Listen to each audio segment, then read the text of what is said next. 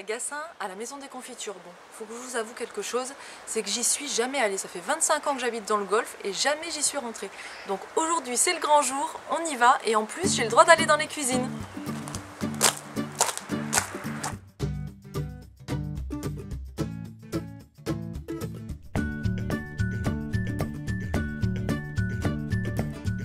Personne, on va aller voir un petit peu dans les coulisses s'il y a quelqu'un.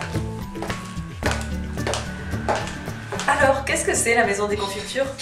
Alors, la maison des confitures, c'est une maison des confitures qui fabrique des confitures depuis 30 ans. Maison, tout maison. Tout maison. D'accord.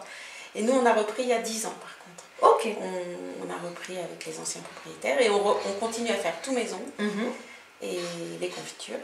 Et on vend ici, voilà, sur place. D'accord. Et vous proposez combien de variétés? 450. Ah oui, quand même. Entre 450 et 500. D'accord. Ça fait beaucoup, hein? C'est beaucoup, oui. C'est beaucoup, mais c'est vrai. Est-ce que vous avez une spécialité dans ces variétés?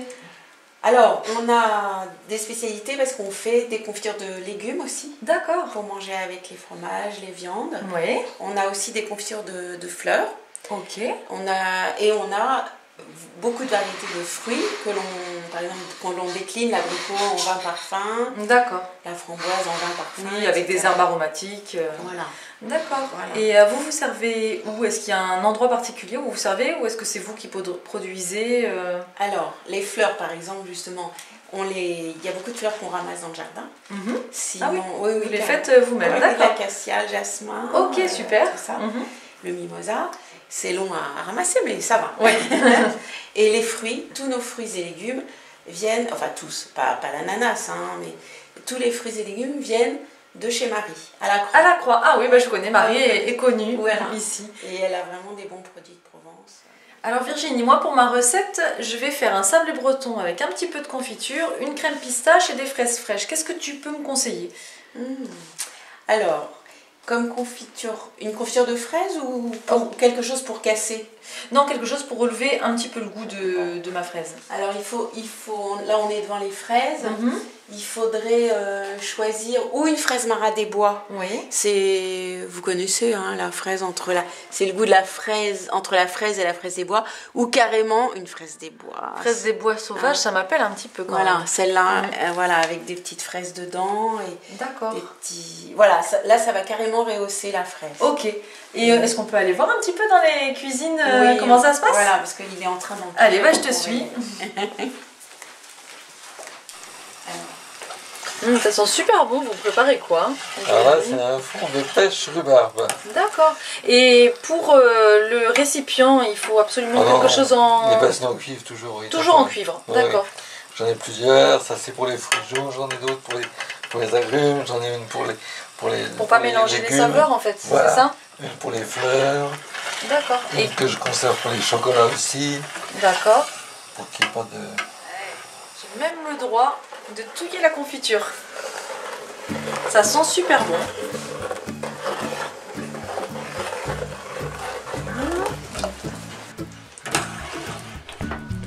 Et combien de temps vous faites cuire Ça dépend des fruits? Oui, voilà, ça dépend de la maturité des fruits. Puis là, ça fait 1h15 que ça cuit. D'accord.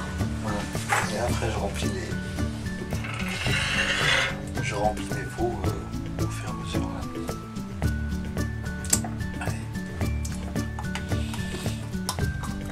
Parce qu'il y a des morceaux, donc j'essaie de tout répartir. Oui.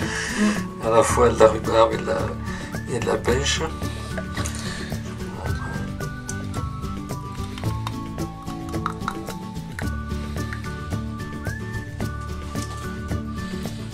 Allez-y, allez-y. Ça sert à quoi quand vous retournez les pots de confiture? C'est pour faire le vide et la stérilisation. D'accord. Le couvercle a un petit joint en caoutchouc et donc qui assure le vide et la stérilisation. Donc après, quand on ouvre le pot, ça doit faire ploc. D'accord. Ça veut dire que le vide a été bien fait ou que le pot n'a jamais été ouvert. Ok. Voilà. Bon bah voilà, maintenant qu'on a notre confiture, nous voilà dans la cuisine et aujourd'hui je vais vous faire une petite recette, une petite pâtisserie avec un sablé breton, une crème de pistache et des fraises fraîches.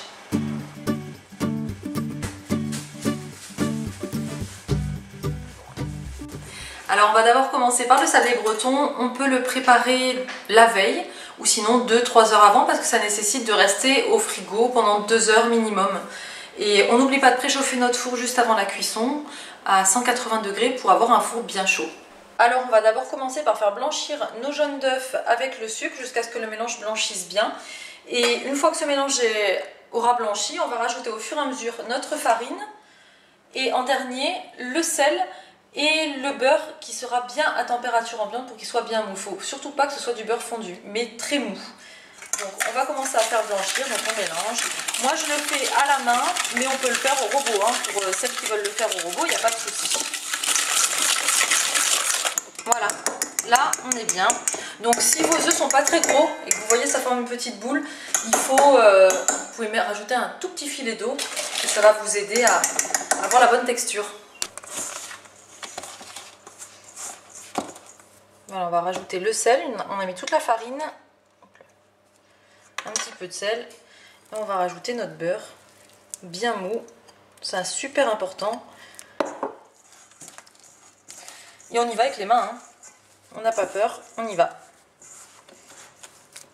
Donc voilà, on obtient une boule comme ça, assez molle, hein, puisqu'elle n'est pas passée au frais encore. Donc on va la mettre, on va l'aplatir entre les mains, voilà. Et on va la poser sur notre film transparent. Et là on va la filmer pour la laisser au frigo. Voilà. C'est parti pour 2 heures au frais. Alors voilà, nos 2 heures sont passées, donc on a sorti notre pâte du frais. Là j'ai commencé à l'étaler, on va étaler notre pâte sur à peu près 1 cm 5, 2 cm d'épaisseur. Et j'utilise des moules sans fond, des moules à tartelettes en fait. Moi je prends des individuels, c'est beaucoup plus simple. Et la spécificité du sablé breton en fait, c'est qu'il va creuser un petit creux naturellement à la cuisson. Et justement pour obtenir ce creux, il va falloir, il ne faut pas du tout beurrer notre moule en fait. Donc on va y aller, on va découper nos sablés. Voilà, la forme, normalement ça devrait venir avec, et là non. Mais c'est pas grave, hop, on va découper nos petits sablés. Voilà, celui-là il est venu avec, donc on peut le prendre, on va le poser sur la plaque. Et on va le remettre dedans. Donc si comme moi, il vous reste du rab, on ne le jette pas surtout. On peut en refaire une boule, faire un petit boudin à peu près de 5 cm de diamètre, le filmer comme on a fait tout à l'heure pour la pâte. Et vous le mettez au frigo, pareil, hein, pour que ça redurcisse bien. Au pire 30 minutes au congélateur avant de le découper. Et vous allez le découper en petits disques, comme les petits palets bretons. Et vous le faites cuire pareil que nos palets. Et après c'est à manger avec le café. Donc là on va partir, on va enfourner nos palets. On n'oublie pas de préchauffer notre four à 180 degrés bien 20 minutes avant pour que le four soit bien chaud. Et là c'est parti pour la cuisson. Donc à peu près 15-20 minutes. Donc pendant que nos sablés sont au four, on va faire la crème de pistache. Donc pour la crème de pistache, surtout n'oubliez pas de mettre votre récipient, le bol du robot, bien au frais avec la crème et le mascarpone dedans, sinon la crème va avoir du mal à monter. Moi j'utilise pour aromatiser de la pâte de pistache. Donc j'ai mon partenaire Cuisine Addict qui a été sympa et qui m'a donné un petit pot de crème de pistache, de pâte de pistache. Si vous n'avez pas ça, si vous avez du mal à en trouver, on peut utiliser aussi de l'arôme de pistache qu'on trouve facilement au supermarché et ajouter une petite pointe de colorant vert pour donner l'illusion un peu de pistache dedans.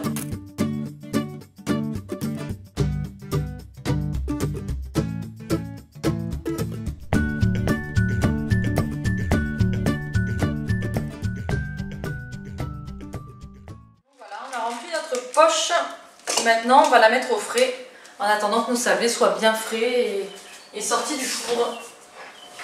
Donc ça y est, nos sablés sont cuits, on sort la plaque du four, on laisse un tout petit peu refroidir, mais vraiment un petit peu, et on va les démouler.